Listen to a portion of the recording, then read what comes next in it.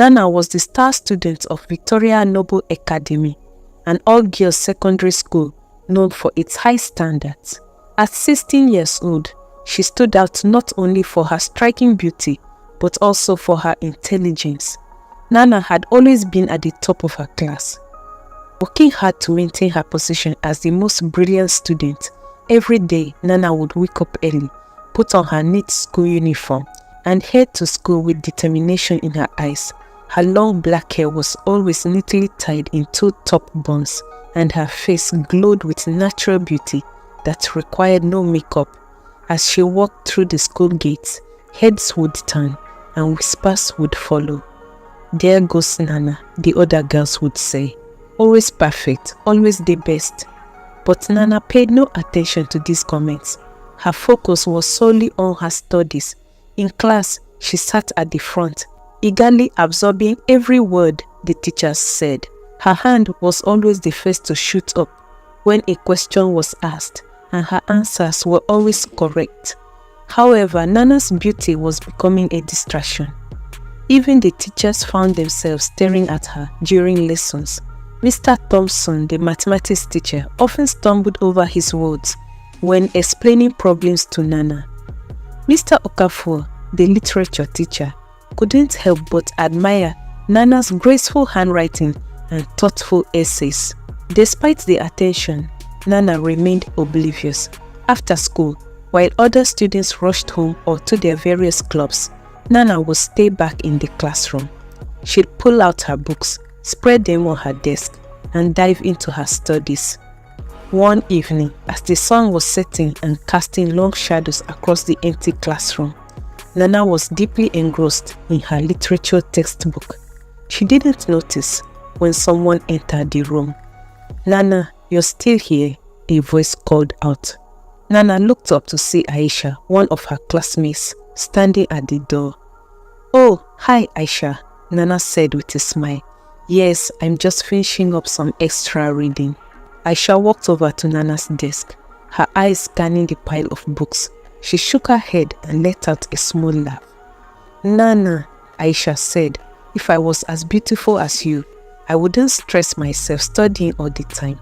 You could easily get favors from the teachers who admire you."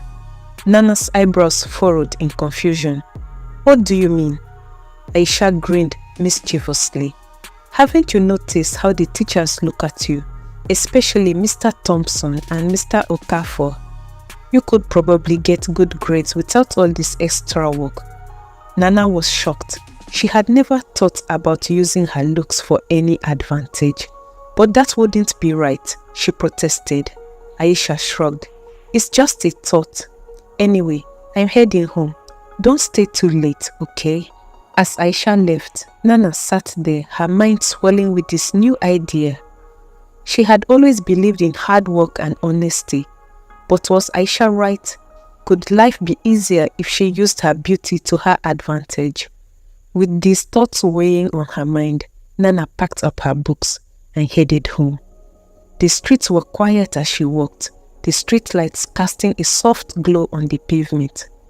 She couldn't shake off Aisha's words, and for the first time, she began to see her beauty as something more than just a physical attribute. When Nana reached home, her parents greeted her with warm smiles. They were proud of their daughter's achievements and had always encouraged her studies. But tonight, Nana was distracted during dinner, her mind still pondering over Aisha's suggestion. In her room, instead of opening her books as she usually did, Nana stood in front of her mirror. She studied her reflection, noting her clear skin, bright eyes, and gentle features. Had she been blind to the power she held? As she lay in bed that night, Nana made a decision. Tomorrow, she would try something different. She would see if Aisha was right about the power of her beauty. Little did Nana know, this decision would set in motion a series of events that would change her life forever. The next morning, Nana woke up earlier than usual. She stood in front of her mirror, hesitating for a moment before reaching for her makeup kit, a birthday gift she had never used. With trembling hands, she applied a light layer of foundation, a touch of blush, and a swipe of lip gloss. She let her hair down, allowing it to fall in soft waves around her shoulders. As Nana walked into the school compound, she could feel the difference immediately. More heads turned than usual, and the whispers seemed louder. Even some of the teachers did a double take as she passed by. In Mr. Thompson's math class, Nana decided to put Aisha's theory to the test. When the teacher handed out a surprise quiz, Nana felt a moment of panic. She hadn't studied for this, but then she remembered Aisha's words. As Mr. Thompson collected the papers, Nana looked up at him and smiled sweetly. "Mr. Thompson," she said softly, "I hope I did well on the quiz. I really want to maintain my good grades in your class." Mr. Thompson seemed flustered. "I'm sure you did fine, Nana. You're my best student after all." The next day, when Mr. Thompson returned the graded quizzes, Nana was surprised to see a perfect score on her paper. She knew she hadn't answered all the questions correctly. Could Aisha have been right? Encouraged by this, Nana tried the same approach with other teachers. A smile here, a kind word there, and suddenly she found herself getting good grades on tests she hadn't studied for. At first, it felt like a relief. She could finally get some rest instead of staying up all night studying. As the days passed, Nana found herself relying more and more on her looks. She studied less, confident that a smile or a flutter of her eyelashes would be enough to maintain her top position. And for a while it worked, but Nana didn't notice the growing resentment among her classmates. Girls who had once admired her now whispered behind her back. They saw how the teachers favored her, how she seemed to breeze through tests without the hard work they all put in. Aisha watched all of this with a mixture of satisfaction and jealousy. She had set this plan in motion, but she hadn't expected Nana to be so successful at it. As Nana's grades stayed high while her study time decreased, Aisha's envy grew.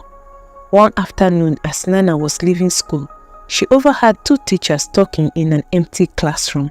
She paused outside the door, listening. "Have you noticed how Nana's been acting lately?" It was Mr. Okafor's voice. "Yes, it's quite a change," replied Miss Thompson. "She seems to be using her charms more."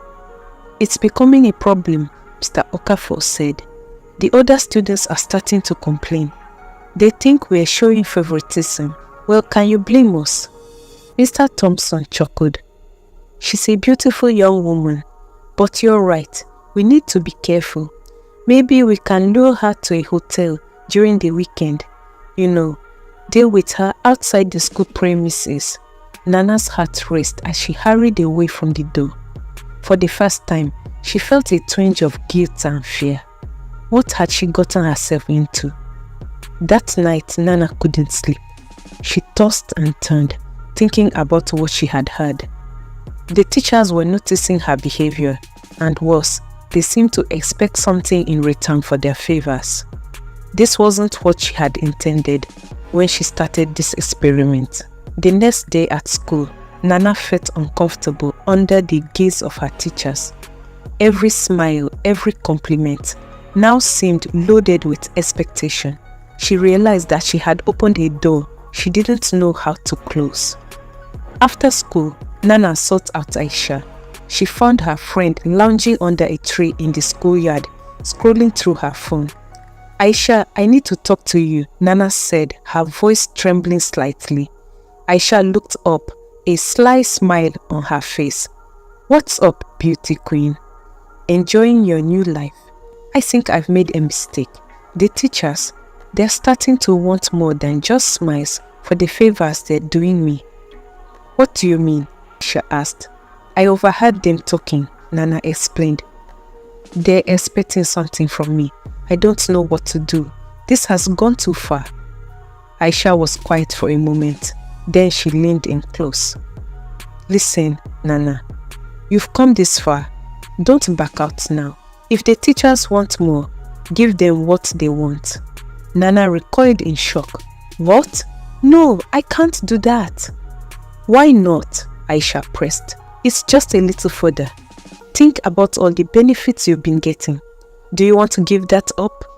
"No, Aisha. This is wrong. I never should have started this. I'm going to stop it now." As Nana walked away, she didn't see the dark look that crossed Aisha's face. She didn't know that her decision to stop would set off a chain of events that would turn her life upside down. The next morning, Nana woke up determined to set things right. She tied her hair back in its usual two ponytails and went to school without any makeup. She was ready to face the consequences of her actions and return to her old ways of hard work and honesty. But as soon as she stepped into the school compound, she knew something was wrong. Students were gathered in small groups, whispering and pointing at her. Confused and worried, Nana made her way to her classroom. As she entered, a hush fell over the room. Her classmates stared at her with a mixture of disgust and pity. Nana's heart began to race. What was going on? It was Aisha who finally broke the silence. Well, she said loudly. "If it isn't our male teacher's pet, or should I say, little whore." Nana felt as if she had been slapped. "What are you talking about?" Aisha stood up, a cruel smile on her face. "Oh, come on, Nana. Everyone knows what you've been doing to get those good grades. Sleeping with the teachers. That's low even for you." Nana's words seemed to spin. "That's not true," she cried out. "I never did anything like that." But her protest fell on deaf ears. The rumor had spread like wildfire through the school. Just then, Miss Agatha, the school principal, appeared at the classroom door. Her face was stern and her voice cold as she said, "Nana, come with me to my office immediately." As Nana followed Miss Agatha through the corridors, she could feel the stares of everyone they passed. Tears welled up in her eyes. In the principal's office, Miss Agatha didn't mince words. "Nana, I've heard some very disturbing rumors about your behavior with male teachers. This is a serious accusation, but it's not true," Nana pleaded. "I never did anything like that. Yes, I tried to use my looks to get better grades, but I never went further than that. I swear." Miss Agatha's expression remained hard. "Whether it's true or not, the damage has been done. Parents are calling, threatening to withdraw their children if you remain in the school. You've become a liability, Nana." Nana felt as if the floor had dropped out from under her. What? What does that mean?" "It means," Miss Agatha said with a sigh, "that we have no choice but to expel you from Victoria Noble Academy." The words hit Nana like a physical blow. Expelled. Her perfect record, her dreams of graduating at the top of her class, all gone in an instant. As Nana left the principal's office, her world in shambles, she saw Aisha standing in the corridor, a triumphant smirk on her face. In that moment, Nana realized the full extent of her friend's betrayal. The next few days passed in a blur of tears and arguments. Nana's parents were devastated by the news of her expulsion. They didn't believe the rumors, but they were angry and disappointed that Nana had tried to use her looks for academic gain. "We raised you better than this," her father said, his voice heavy with disappointment. Nana's mother was more practical. "We need to find you a new school," she said. "You can't let this setback ruin your future." And so, after days of searching, that we accept an SS2 student, Nana's parents managed to enroll her in Ika High School, a public school that was a far cry from the prestigious Victoria Noble Academy. As Nana stood at the gates of Ika High School on her first day, she felt like a different person. The confident top of the class Nana was gone, replaced by a girl who felt lost and alone. But as she took a deep breath and stepped into the school compound, she made a silent vow to herself. This was her second chance, a chance to prove that she was more than just a pretty face, a chance to show the world and herself that she could succeed on her own merits. Little did Nana know that her journey at Ika High School would bring its own set of challenges and revelations. This was just the beginning of Nana's story.